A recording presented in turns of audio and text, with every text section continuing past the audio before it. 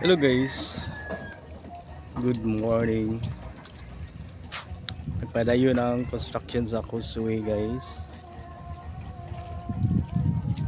Nag-iban sila og kuan guys, kanang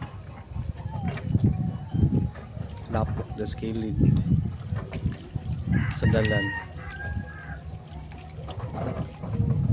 O gitambakan nila builders guys, makita ninyo guys. Actually layo kay ko diri guys, wala ko niya dito pero may daan diha guys. Nara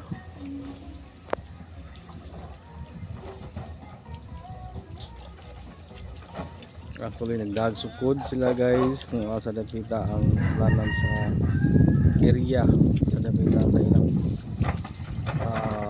padong na sa per yard. Ako sa kabako guys, nagmaniho siya guys. Nasa ibabaw sa may eskwelahan. Nagkuhan sila, nagcutting, nagcut sa tambak. Siguro mga 1 month gikan karon, mahumanag siguro na siya ang puswing ng ilang itupod. Yan.